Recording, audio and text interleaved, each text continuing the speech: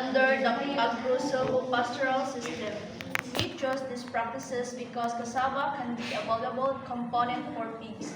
Cassava is rich in carbohydrates, providing energy for pig growth and development.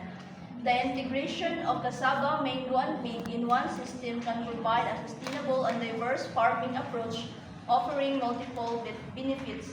Kama pig practices contribute in our environment by roots hold soil in place, reducing erosion and landslide.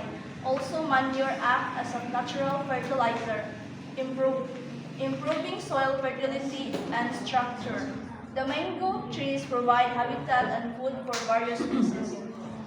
Kama pig practices contribute in economy by providing a source of income through sales of livestock and pork products. Also, the roots, leaves, and stem can be sold, generating income for farmers.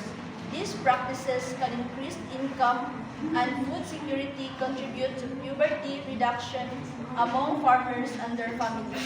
Kama pig practices in society contribute by improving food security for local communities. Kama pig provide nutrition, food products, improving community health and well-being.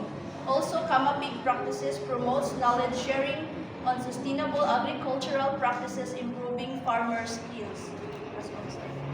Magkano yung combination ninyo? Kama pig, combination of cassava, mango, and Pig. yes. Itong sa manga rice, ano lang ito, combination ng mango at rice? Carabao rice. Mangka rice. Mangka rice. Ah, itong karaba pala itong seed. Yes, sir. Ang sa inyo? Kama pig, sir, combination of cassava, mango, and pig. Okay, next.